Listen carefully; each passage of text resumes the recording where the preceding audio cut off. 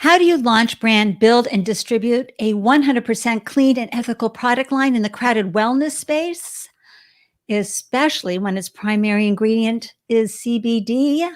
Hey, it's 420 time, and we're getting the 411 on building a consumer packaged good business in the busy CBD space. Stay tuned for the Startup Live live show. Let's glow.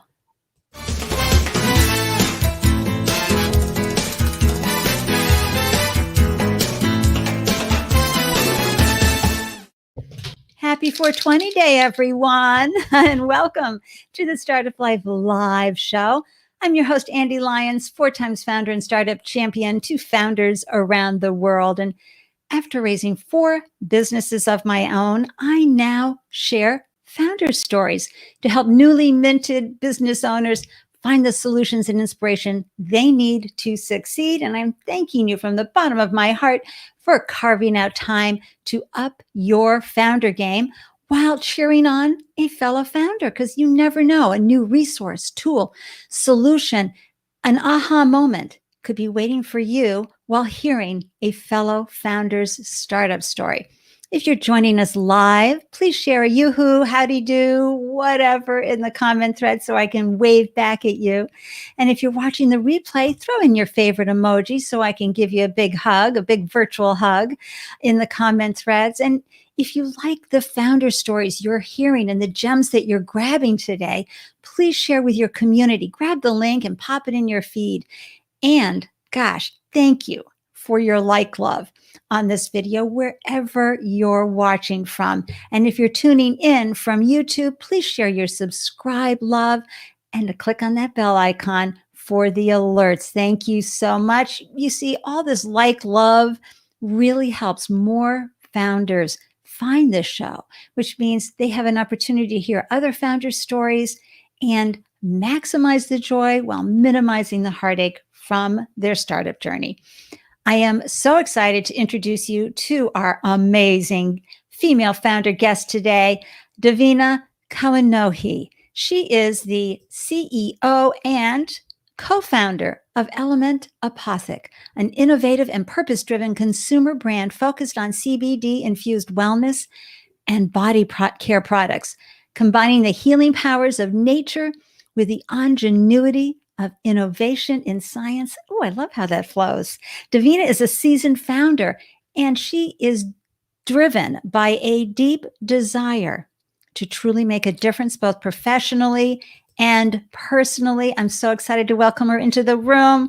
Here we go. It's Davina. Hi, happy 420 day. Yes, it's a special day to be a guest on your show today. Oh, I did not plan this opening. Davina and I met in the Facebook group, the Women's Founders, this huge Facebook group, right? For women founders. And she answered a wonderful plea that I had put out to her. And so I said, oh my gosh, I want to learn more. And I know the Startup Life Live community would love to learn more from you. So come join me. And it wasn't until like a few days ago, I went, oh my gosh, I got a CBD product founder on here on 420. Oh, so happy to see you. Where are you hailing from today? Los Angeles. Oh, so beautiful. I'm on the other coast. What am I? Am I the left coast and you're the right coast? Are you the left coast and I'm the right coast? I have no idea. But I'm here in Boston and saying hi. Oh my gosh. One of my favorite people from here in Boston who I have known for forever, like before we had kids. Do you remember before we had kids, Michelle? I mean, they're all grown up and doing incredible things in their own lives now. This woman is an advocate for so much community. You would love the deep impact that she has on the world, Davina. She's right up there with you. Hey, Kevin, good to see you. Woo, woo is right. We're going to get into a great discussion today because having had a consumer packaged good that I took around, nationally in less than 2 years, I have a deep appreciation for what it's like to brand, build, and distribute packaged products that consumers are going to use. It is so much more complicated than you'd ever think it was. So I'm so glad you're here to share with us. But you have been on other entrepreneurial journeys, right, Davina? Yeah, it's actually started even when I was young. I used to visit my dad and I would sell flower leis on the side of the road to the tourists going up the volcano. So I think it's within me to this entrepreneurial spirit, and it's really the journey, the experience, the excitement, the challenges that's really drives me. Yeah, so you grew up in Hawaii then, because I mean, I don't know of any lava things or laser being big here in the 48 states. Yeah, I grew up back and forth. My dad was in Maui, my mom was in California, so we would visit him in our summers and winter breaks and stuff like that. Nice. Paradise. I Yes. love that.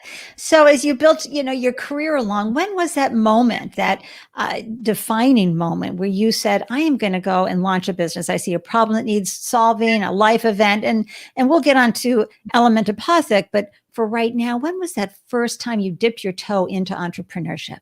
Yeah, it was interesting. It was shortly after I had my son and was really trying to look to kind of reinvent my career, and I knew that I love business and I had experience in startups and had seen the rise and fall of some of these great dot coms, and I learned so much, and I thought if I could go in and help companies maybe in the beginning set up their operational plans and strategic plans, and really most importantly hire a really great leadership team, then I can help some of these companies maybe have a different success path than some of the things I had experienced. And so I had launched into doing consulting and my own startup to position myself to help companies do just that. So did you work for a .com during that lovely little window? I did. I thought I was going to be a multimillionaire, and I ended up with nothing. I asked that because my .com was in LA Oh, from 98 to late 2000. It amazing. was a great run. We went to the best launch parties. Folks, you have to understand, the big thing during the .com phase of startup life was the launch parties. They would probably spend 20, 50,000, maybe even more. Yeah. And then, of course, one of the other things was when I would negotiate stock option agreements Yes. with the whole, 26, 25-year-olds, because they were seeing everybody doing all this stuff. They're like, oh, well, I'm going to be, as you said, rich and famous Yes, from this experience. exactly. And it was just wallpaper. Yeah, it was nice. I thought I was going to retire really young a couple of times. I'm like, well, this company's finally going to do it. I'm like, oh, here we go again. I often was one of the early employees coming in, and oftentimes was one of the last very few employees to actually shut the doors down. So it was quite a rise and fall experience, but tremendous opportunity to really learn and look at business and see, in such a short time frame, you just get so much. Oh, you get to play every role and go deep into every role. It's worth the low pay and the possibility versus guarantee of the outcome. And I love that you were there to see the doors close, because that gives you an even deeper appreciation for how hard this startup life is. Yeah. Closing the doors is more common than not. Okay. So given that, the grief you go through when those doors, whether you're an employee, one of the last ones to close the door, or in our case, when we sold College Broadcast, which is our .com, we sold it for assets and liability. And so basically they came and they just trashed the joint, took what they wanted, and that was it. It was like, such such a sad moment. But it prepares you to, for, well, what can I do to make the next thing I do have the solid ground? So you went into consulting. What else did you do to build up your repertoire in entrepreneurship? Yeah, so I went into consulting, and then next I launched an online deal site similar to Living Social and Groupon, but it was community based, and we gave percentage back to the local schools or nonprofits that someone would select, and we also gave money for each email sign up to the local schools to really help them, and so it really brought the community together. And fortunately, I made the mistake that I shouldn't have, being coming from the HR background, was I brought in a partner, and we just had some issues and didn't really lay everything clearly out. It was my first kind of experience in working with a partner, and really learned so much in terms of setting up expectations and agreements and all of that. So we did pretty well, but the business folded, ended up having to shut down. So I myself went through that kind of rise, like here we are, and then okay, I got to let it go. But again, you learn so much, and we really did, for that period of time we were going really did help make an impact to schools and brought business to local communities. And yeah, so that was great. Yeah, and that's fulfilling. I got to tell you, all of my businesses, there is always a golden thread in there, right? That just you go, it proved you were successful. Right. And what happened as a result, the ripple effect you had in the world was lasting and impactful. So at the end of the day, our measuring success, everyone, doesn't mean that you had an exit at XX, 7, 8 figures and all of that. It's what happened during that period of time? How did you grow professionally and personally and all of that, as well as just, the lives you touch. Yeah. I'm telling you, it's the best thing out there. But so then came along ELÄMENT APOTHÄC. So what happened that you said, wow, this sounds really good for me to dive into, and then we'll talk about your co-founder experience as well. Yeah, so the story of ELÄMENT APOTHÄC is my great aunt. It was about 8 years ago, was dealing with many medical conditions and autoimmune diseases, and she didn't necessarily think she could treat herself, but she just wanted to live a better quality life. She was, couldn't take a lot of the medications; they were causing her more harm, and was most likely going to be bedridden or not be able to do much. And she figured, if that's the case, I at least want to feel good when I'm in bed or at home. And so she started studying alternative wellness and became well versed in plant-based medicine and essential oils, and created these products that helped her. And she started actually getting out of bed and helping her and other people solve that. And over time, she created 40 formulations to help her and many other people. People would come and say, "Hey, I have this. Can you make me this?" Or I have this. It was like the village apothecary person, apothecary, because that's what they did hundreds of years ago, right? Yeah, that's part of how we got APOTHÄC, was kind of our throwback, our mention of apothecary. That was the shortened version of it. But so a couple of years ago, she had me build over a website, and she thought, that she could do something with it, but she really had no idea what to do with the website or how to market it. And and I also believed in our products. I've used them. I have bought them for friends' parents, because they really worked.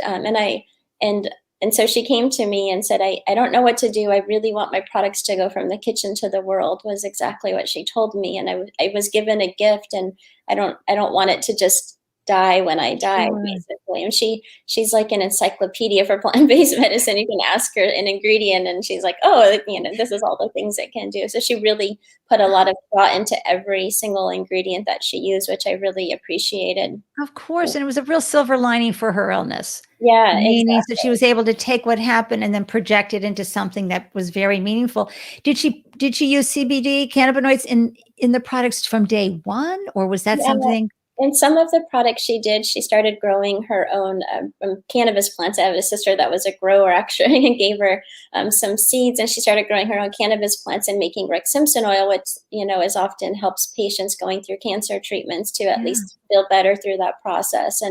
And so she did incorporate that in some of her products, not all of her products. We later decided that we were including CBD and other cannabinoids in all of our products, because that ingredient just enhances wellness and body care products. And personally, I had a long history with cannabis myself. I have a picture. I was a few months old. My hair's crazy, and I'm proudly holding my dad's plant. He was a Vietnam veteran, and for him, cannabis really helped him. I was at a school assembly, I recall, and it was when DARE was going, and it was important for the schools and everyone to make sure that no one did drugs. And so they asked, does anyone here know family members or friends that does cocaine and marijuana, in the same sentence, which now is crazy to think about.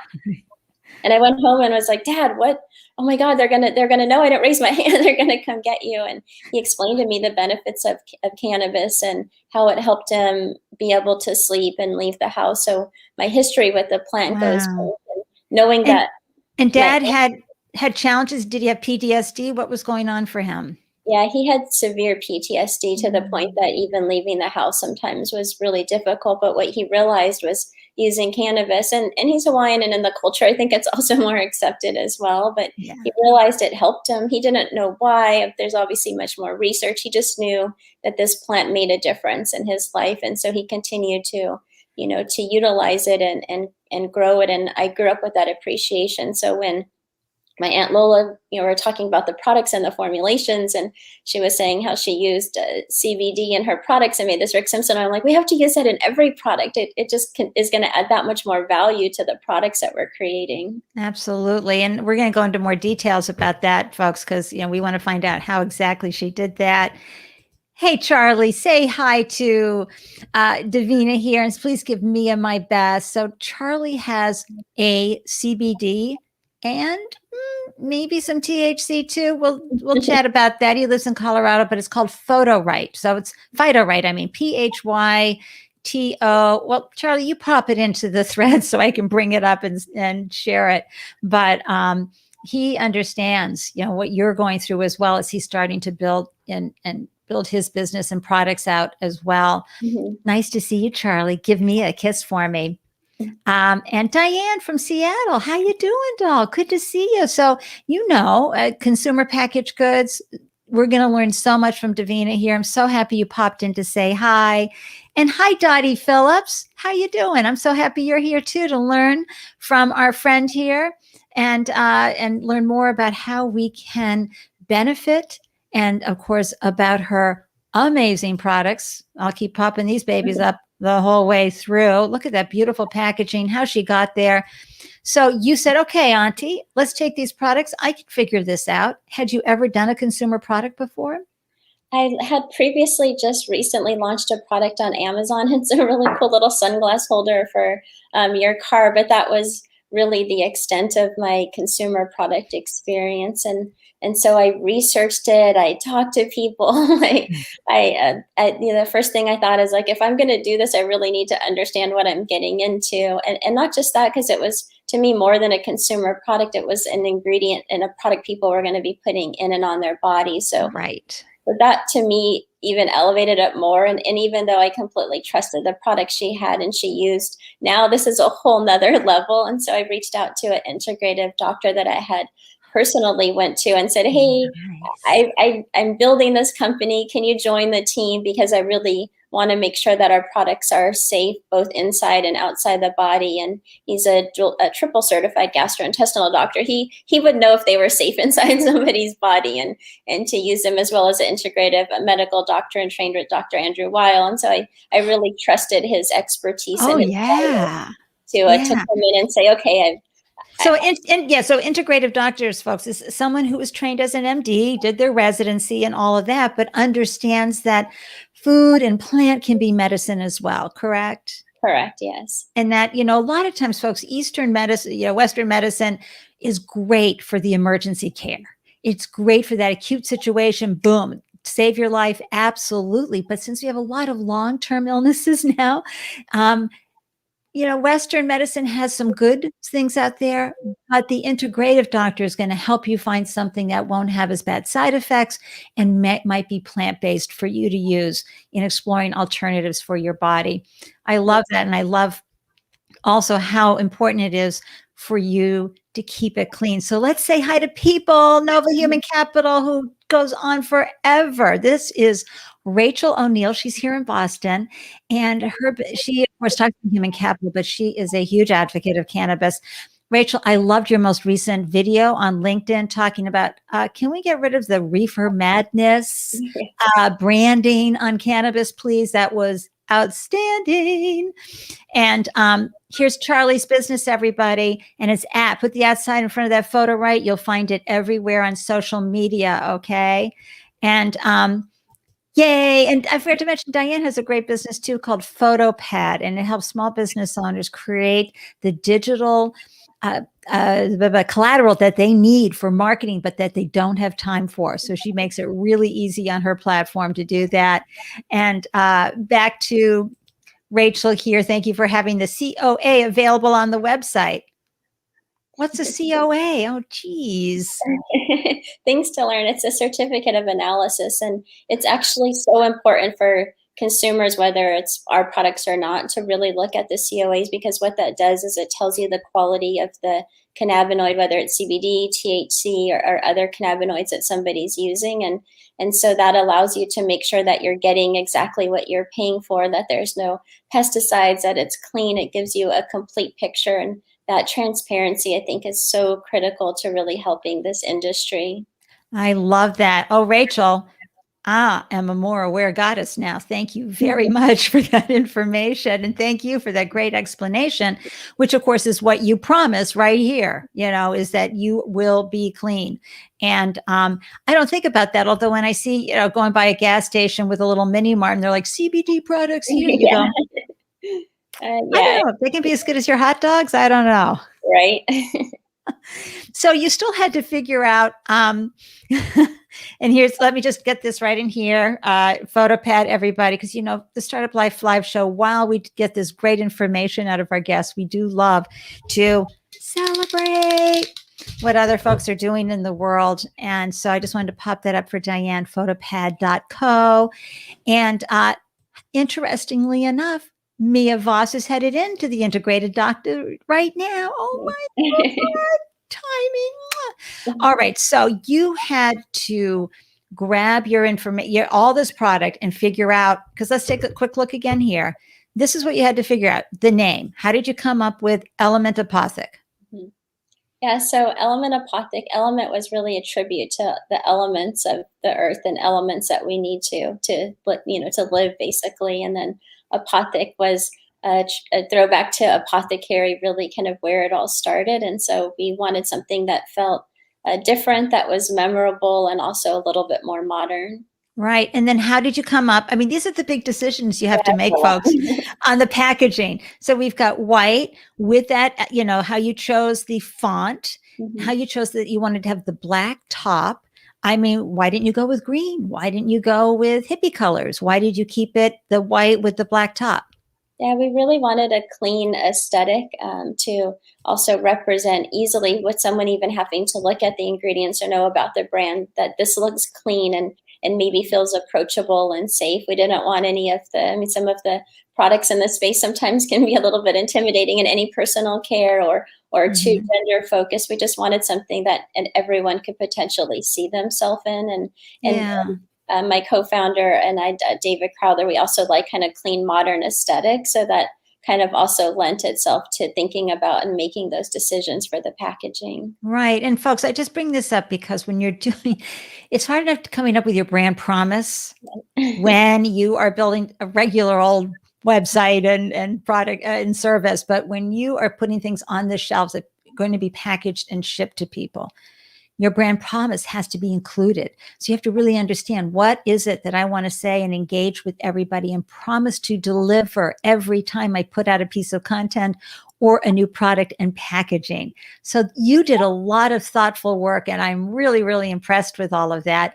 And here's my next question, and then we'll dive into how the ingredients all came together. You mentioned your co-founder again, and having had like a little shaky co-founder experience, who is this co-founder, and how has how did you find him, bring him on board, and build an operating professional friendship? Because I mean, the thing about startups, everybody, is like, it does become family. You can't help it. It's really hard to keep it all buttoned up. I mean, you're holding hands every day trying to make something work. How did you do that, Davina? Yeah, so we actually have two co-founders. There's three of us, and Lola's still involved. Actually, she helps. We're looking to make some new formulations, and so she's still helping us with that. So she's kind of she's still there and involved. But is that your aunt, Lola? Yeah, that's my great aunt. Yeah. Great aunt.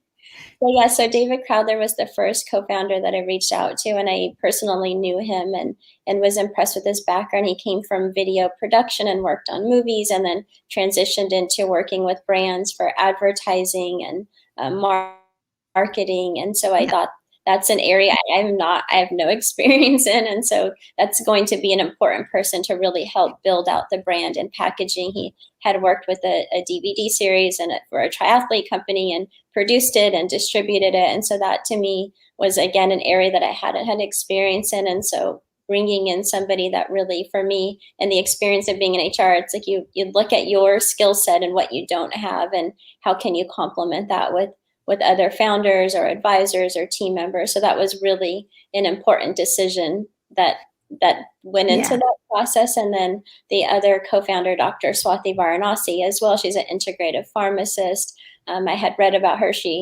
Incredible in the cannabis space, had recently got approved a certificate program for PharmD students to get accreditation. Wow. And so again, and then I read about her focus on education. And to me, if we're putting out these products, so many people have no idea about CBD. I have friends saying, "What, you're doing a CBD company? Like, are you crazy?" Like, no, I'm not crazy. Or even our early PayPal accounts getting shut down because we're in CBD. And so education to me was as important as the product. So building that out and bringing her on board to really help facilitate education, but also as we continue to develop new products and bringing in that pharmacy expertise was important. So that kind of made up our founding team. Like, okay, with this team, we've got this. We can do this. Awesome. So for everybody, I just shared, I'm going to try to pull it up here, a comment link, and I'll have it in the show notes. David Finkel, we learned this from Sankeetha when she was on talking about legal documents. And it's 30 questions to ask when choosing a co-founder. So, for forming partnerships. So I'll put the link into the live threads, and I'll have it in the show notes, everyone, because this is so important. It really is a long-term relationship, and you really want to make sure you have the ground rules in place. So I love that. And I love that you differentiated your product by bringing on someone who has a voice in the cannabis world and brings a level of authority and validation, perhaps. Yeah, I think it's so important. I mean, in the industry, there's just so many brands that are launching, and I think just trying to join in what they hope is going to be in the gold rush, whether it's cannabis or a THC or CBD, and not really thinking about the fact that these are wellness products, and these are products that we're asking people to take in ingest or to use topically, that, as we know, also impact people internally, and to think about it lightly doesn't seem like the right approach to take. This is something that we have to really think seriously about. And if we're going to change the perception of the industry, then we have to do it right. Absolutely. I'm going to bring up just a few comments from our fellow CBD founder. Charlie says, drop your marijuana baggage, people. Forget that reefer madness stuff. Forget putting cocaine in the same sentence as marijuana. No, no, no, no, no. And by the way, justice wise, let's get the people out of jail who got busted for pot, for crying out loud. And also 91% of Americans want cannabis legalized. That was the headline today. Wow, Charlie. 420. Yeah, it should be. And there should be, easy banking and payroll around it as well. Hopefully soon. And Charlie is also saying, thanks, as did Rachel, about your COAs. Yeah, that's great. Great, great. Yeah, I learned a lot about that, Charlie. Had no idea. So you've got these great co-founders. You figured out your packaging, and you're putting your ingredients together. Who manufactures this for you? Because folks watching, even if you have a small food business, you know that if you want to scale, that pound of whatever you're making needs to turn into thousands of pounds and get packaged safely and accurately. And the recipe has to be scaled so that it has the same experience in a big vat as it did in a tiny one. How did you figure that out, Davina? Yeah, so we did think about it like that because we didn't want to be a small home-based business. And I think that's something to really think about. We were positioning ourselves for what we wanted to be, not for where we were at today. And so we looked for manufacturers that really could help us scale and have the bandwidth to be able to support us, whether it was a big order that we knew was going to come in at some point from retail partnerships or just our D2C sales growing. So we interviewed and spoke to a lot of manufacturers. It was tricky because we really needed to make sure our products were shelf life stable and fine tune them a little bit. But many of the manufacturers wanted to quickly have us just add a known preservative, which we had said we weren't going to use any of those. There's 1,400 banned ingredients. I think the list is even more that we can use in the US that you can't use in Canada or in the UK or in Japan and the European Union. And so we're like, no, they can't use it there. Why would we want to use it here? So that Okay. process took longer than we anticipated. I was feeling, the emoji with the teeth, like Yeah, exactly. 1400 banned in other countries, but not here. Yeah. Okay. Yeah, it makes you really think about, the importance of reading your labels and the companies that you're deciding to use their products and thinking about Right. how those ingredients impact you. That's something that I've thought about. I myself live life like that. I always am the person that tells friends, "Do you know what's in that makeup that you're using, or do you know what you're washing your hair with?" Or so that was something that went in. That was my own personal also Good.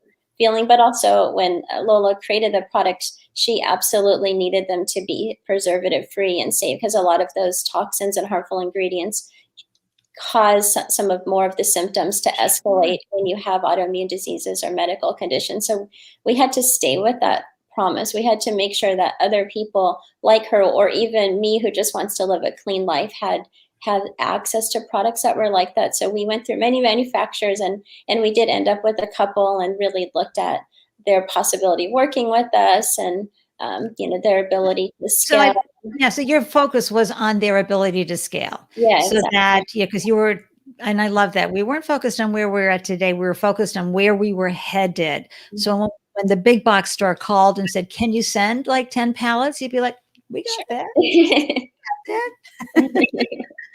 Um, so the next thing I want to find out is, okay, so you found the person who's going to make the clean products for you. Hooray. That's a huge celebration right there, everybody.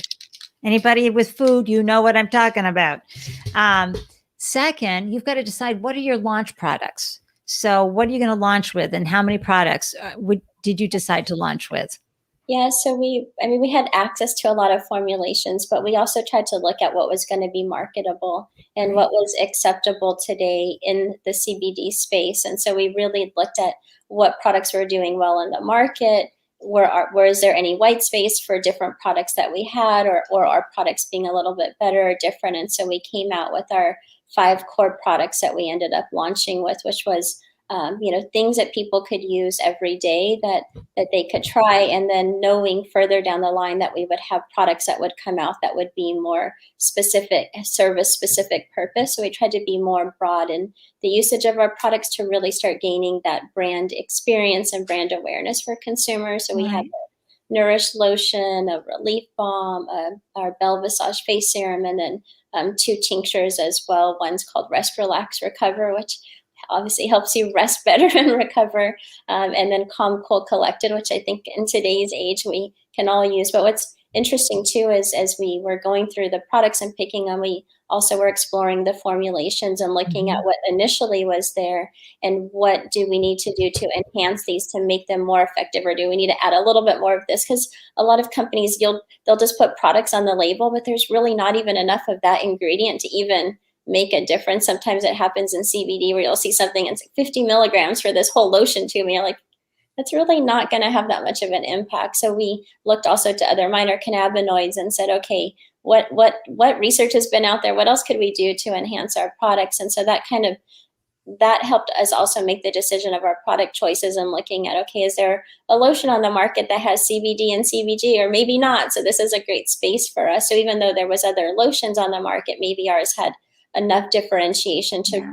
to be able to pull the customers in. Right. And I love the thought you gave to that, ahead of time. Sometimes it happens. You end up at the farmer's market with a couple of products and they take off, and great. But what Davina and her team did is so important. It's doing the ahead of time marketing so that you make your entry a little easier, because you're not going to have to push a whole bunch of products away. There might be a little white space, as she said, right there for you to slip in. And what I really love is that you had enough SKUs, stock keeping units, everybody. And trust me, right up there with COAs. I had to look that up back in the day. And, but you also, you had a category for personal care. You have a category for chill out for your tinctures. So, and your tinctures, are they drops under the tongue, or what the Yeah, kind of yeah, tincture there's they are? one. Yeah. So that gives you a chance to get volume, momentum, because you're not locked into just one little lane, so to speak, to Right. where you want to go. You can dive into personal body care and then into the other typical areas for CBD products. So how did that go? Like when you went to go launch, how did that work out for you? Yeah, I mean, it's interesting because we didn't realize also that each of the products almost had their own persona, and so we have our face serum, which has really resonated with beauty influencers and such, and then we have our tinctures, which is more wellness focused, and our balm, and so when we launched, I think we were kind of this one approach messaging, and what we quickly learned was that needed to shift, and that if we were going to reach this particular target for this particular product, that we needed to fine tune that a little bit more, or have influencers that were specifically more focused in that area. So that's something, as a new company, thinking back, would definitely be one of the things of pre-launch strategy, of thinking about what's the persona of a particular person that's going to be using or experiencing my product, and building that messaging, because that kind of overarching, our thought was, we're going to reach the conscious consumer who cares about clean, safe, sustainable. And yeah, that was a great process to go through, but we didn't nail in a little bit deeper to say, okay, yes, the conscious consumer, but conscious consumer in clean beauty, or conscious consumer in maybe the athletic area. And so that's something that we've been working on. We've only launched in the end of November, beginning of December. So we've been really fine tuning that message, and understanding that type of person, and who is really resonating with our products. That's great. Of course, folks, I'm popping up this. If you want this, shoot me an email. Okay. Ande@andelyons.com. I'll send this to you. So important. And I love what Davina has said here. You do this for each of your products. Find out the persona who's going to want to be using that SKU in particular. And that's the beauty of launching. That's when you can start seeing, ooh, no, we need to fine tune here. We need to fine tune there. How have you been funding this along the way? Was it savings? Did you get some investors in? Of course, bootstrapping. But when you're doing products, you got to pay for a lot of stuff up front. Yeah, I read something. I follow Mark Samuels on LinkedIn, and he has I Want Organics, and he always says launching a CPG company is going to cost you way more than you ever expected, and there's so much truth to that, because there's just so many aspects and so many things that you have to think about when you're launching. So we initially bootstrapped. We then launched a campaign on WeFunder, which is an equity crowdfunding platform too.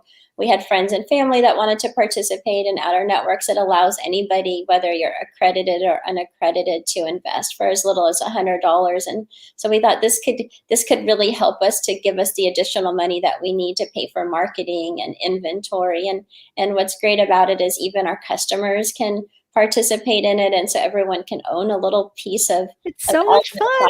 Yeah, I think equity crowdfunding is the best, or Reg C, as people like to call it. Right. It's because it is regulated. You get more details about the company. Is that what you did, or is it straight crowdfunding?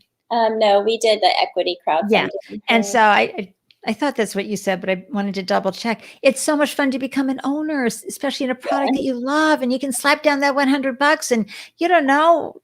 Again, you're going to spend that going out to dinner when it's safe, or for takeout easily. So why not, fuel a wonderful company like this? So I'm just going to put this back up, everybody. Scan the QR code or visit wefunder.com. Is there more to that?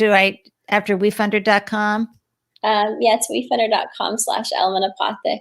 Okay, ELEMENT APOTHÄC. Okay, so I just had to get rid of the brand there so we could see it. But for those who listen to the show via podcast, hop on over to wefunder.com and go check out ELEMENT APOTHÄC.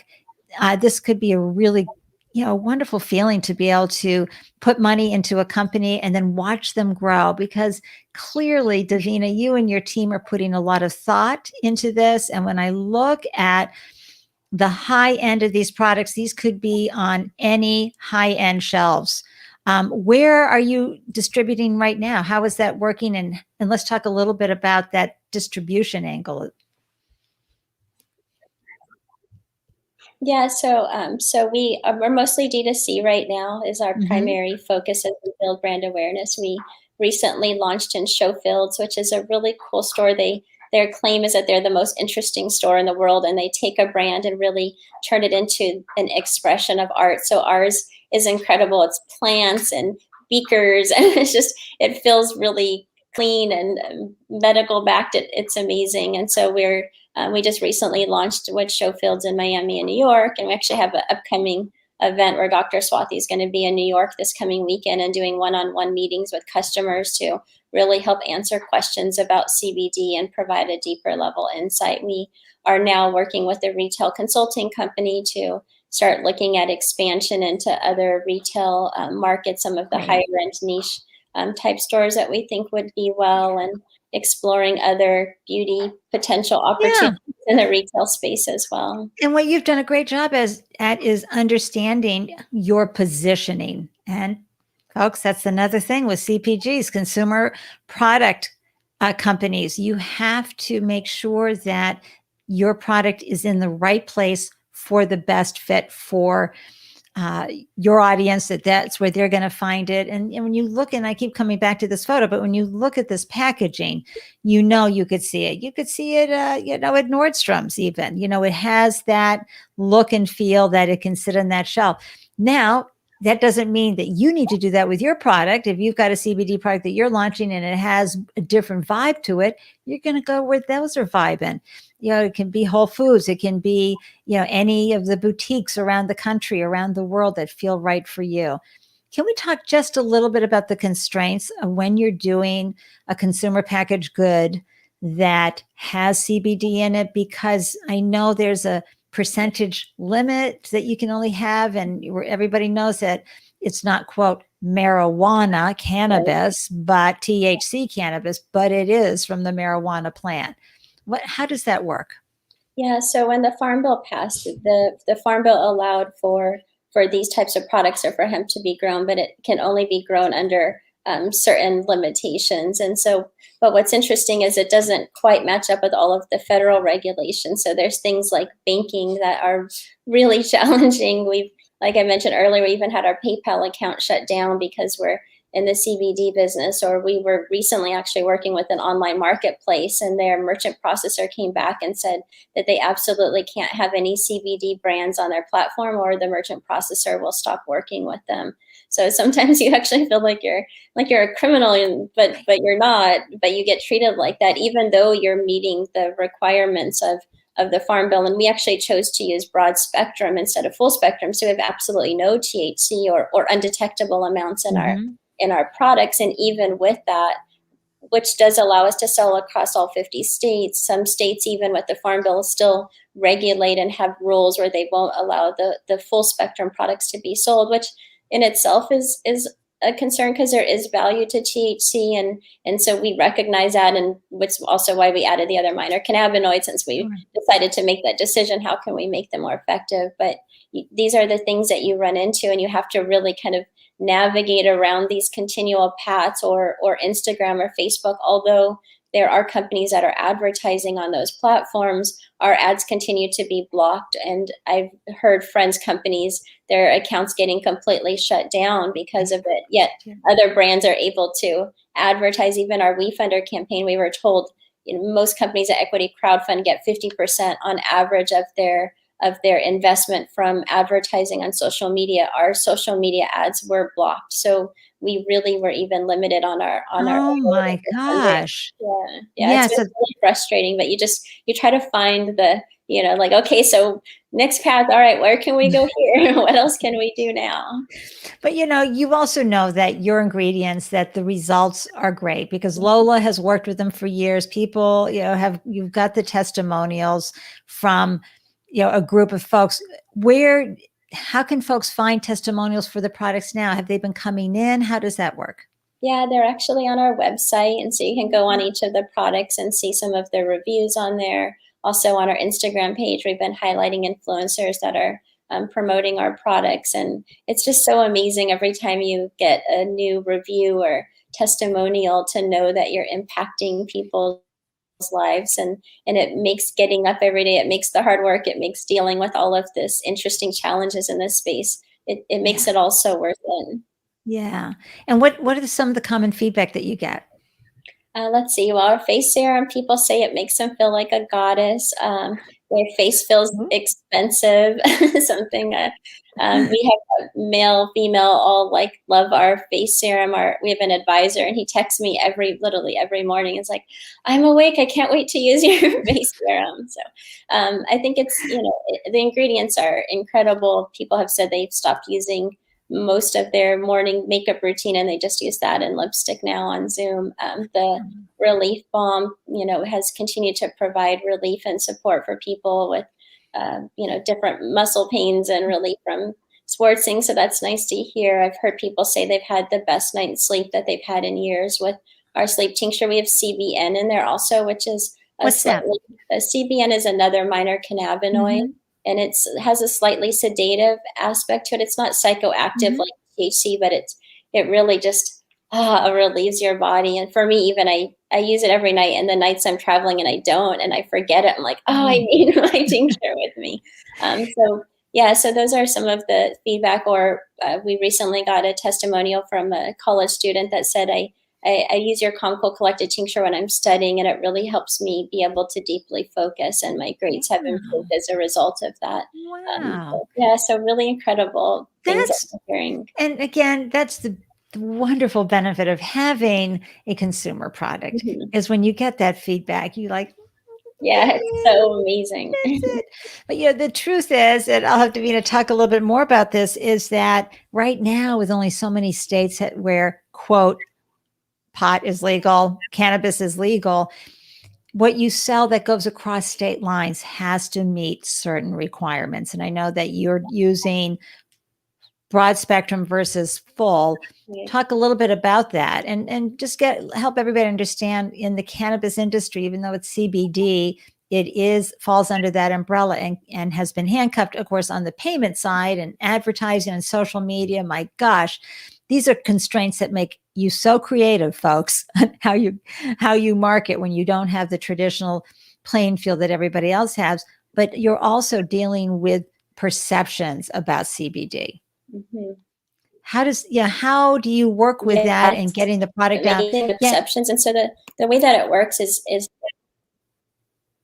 oh, there she is. Go ahead. Okay. Sorry. So the way that it works, as I mentioned, the Farm Bill that was in 2018 that was passed allowed for distribution of hemp-based products, but with a 0.3% THC percentage. So you can create products that have that percentage that would be considered full spectrum. That means it has all of the full aspects of the plant included in that. So there's other trace amounts of other minor cannabinoids and things like that as well in those products. Some states don't allow full spectrum, even though the Farm Bill passed, or make it really difficult to ship across state lines. If the products are only produced in state, then they could be sold there, things like that. And then there's broad spectrum, which has, as I mentioned, no detectable amounts or low detectable amounts of THC. There might be like 0.000 something in there. And so that, at this point anyways, we can ship across all 50 states and be able to use our products. You do lose the aspect of THC, and there's people that are pros and cons on both sides. But also, as I mentioned, in terms of our products, we looked at other ingredients to say, okay, we might be missing out on this, but we feel like it's more benefit to have access to all people to our products. Right. And we can supplement that by utilizing other ingredients that would be more beneficial, or as beneficial potentially. And of course, at the end of the day, you are marketing and selling to the end result. Right. Feeling better about your face, being, calm, cool, and collected while taking tests, getting a good night's sleep, aches and pains, that is really what you're bringing to folks. And I always say this, but I'm going to say it again, everybody. If you think it's already been done before, it absolutely has. Walk down the bread aisle. But does it stop any of those folks bringing out more bread products, more bread labels? No. So remember, there is a lane, or I love Davina's word, white space, for you and your brand, because yes, it's been done before, but not by you and not for your customers. And that's what makes it so exciting. Now, why was it important to you to be a B Corp? Because Charlie's saying right here, B Corp, yay. Yeah, I mean, I think today, there's definitely a shift to be a conscious consumer and to spend your money in places that matter or companies that are doing it right. And you can say it as a company, you can say we're doing A, B, C, D, but a lot of companies don't do B or C. Maybe they do A or D. And so consumers have lost a lot of trust Right. in I believe in consumer product companies. And so we wanted to come out the gate and say, we aren't just saying this, we actually are doing this. We're walking, we're talking, we're doing it all together, and you can trust us. We're really focused on building. You can't build a trusting company, you can build a company of trustworthy qualities. And so for us, being a B Corp was another step in being a company that felt like we were trustworthy to the consumer, and our own personal beliefs that this is important to us to do better as an organization. We have a responsibility. And so that Yes. was really the decision that we made to go through that process. We're pending B Corp. We're getting close to getting the final B Corp certification. We've also received other third-party certifications to help continue, like cruelty-free and clear, for me to validate the company, to say, hey, this is who we are, this is what we stand for, and if these things matter to you, then we're a company that can help you, such as vegan or plant-based or whatever it is that somebody's really. Absolutely. And folks, you have to understand, you don't just like when you get incorporated, you file for Inc., you're inked. Okay.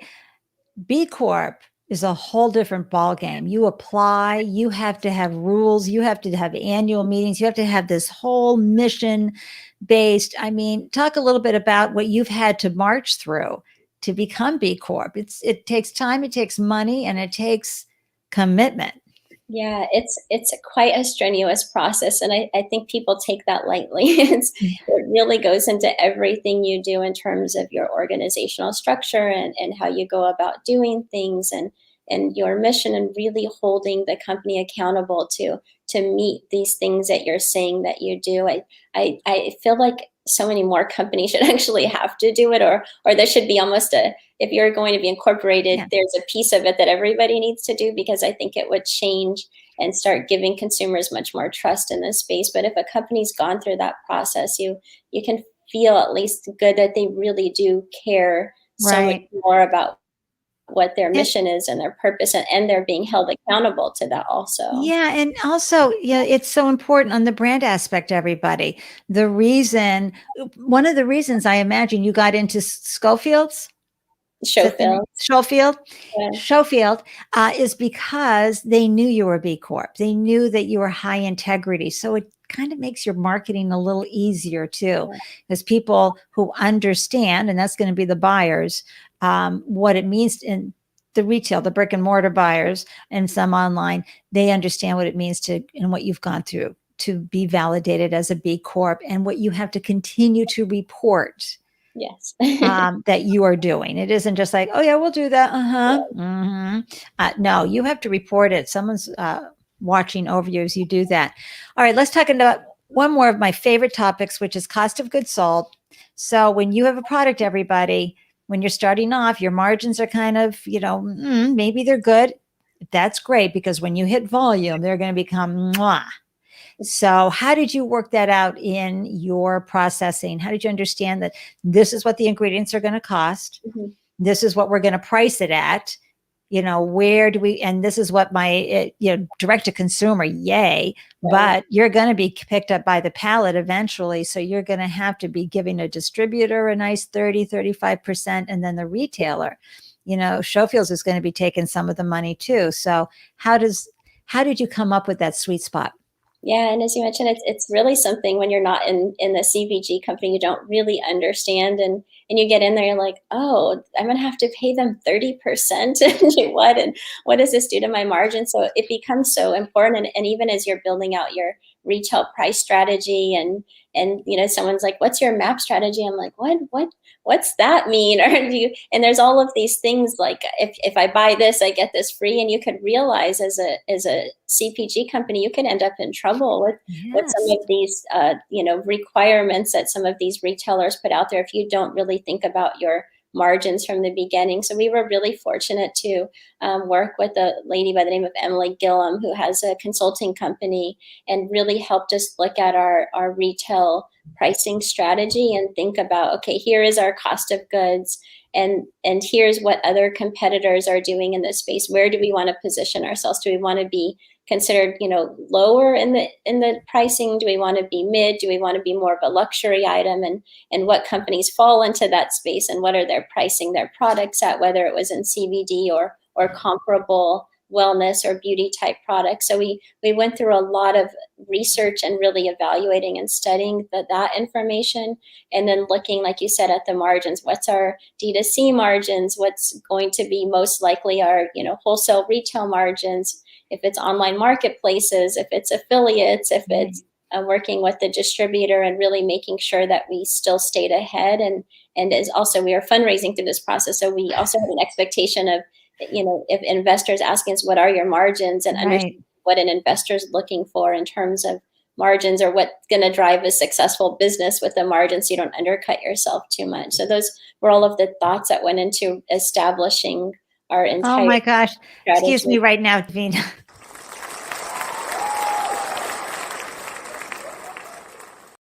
Oh, I am so having an Andelicious moment. I got to fan myself here. Okay, your job as a founder is to create a profitable and sustainable company. So in the packaged good, the consumer product world, you can have a revenue like but it could end up costing you. You could end up losing money if you don't do the research that Davina just said. I am going to carve that segment out and make sure it's chaptered so people can go there. That I want you to listen to that again and again. Anybody who has a product line, really understand all the different pathways so that you know exactly when break even hits, and then when you actually have profitability, because that's what's going to keep you paying everybody and in business and keeping that inventory in place. Oh my gosh, you have shared so much great information on the product end. Tell us, because you've been around, this founder world and founder life for a while. How has entrepreneurship served you both professionally and personally? Yeah, I mean, like I said, I think I was a born entrepreneur. I even was like, I had to sell the most Girl Scout cookies when I was young and stuff like that. But it serves the purpose of what drives me and what motivates me. It's this nonstop desire to continually push forward and do better. And I think entrepreneurship allows that, both personally. It's great. Even my son sees what I'm doing, and he's now launching his own e-commerce store to sell gadgets, and he's watching courses on it. And so it's amazing the impact that it has personally to be able to inspire and motivate him per se, or myself. What gets me out of bed every morning. I wake up, I'm like, oh my gosh, I could think about this, or I should reach out to this person. But then professionally, it really, to me, is where I think I was meant to be, and being able to help lead a company, and thinking about these decisions and the constant learning that comes along with it to push yourself to be better is what I love, because you're never done. You can continue pushing forward and learning from people, and every day I talk to advisors and read articles, and it's so amazing the knowledge that's out there that you can incorporate into what you're doing. Right. Or watch shows like Startup Life Live, and you hear Davina talking about, oh my gosh. And that is true. It's the sense of fulfillment you get, because as the goddess of your own ship, so to speak, even though you've got the co-founders, you still are the one having to oversee, but also deliver and execute and inspire and share that vision, yet work on the numbers and understanding. You just never lose, folks, when you launch a business. Financially, but the amount of a vacation, maybe a little more, you're going to make it back, because you're going to be so much wicked smarter, as we say here in Boston, down the road. Davina, let me just put these images back up again. Everybody, grab 20% off, scan that code, ELÄMENT APOTHÄC. I'm telling you, that face serum, right? Yes.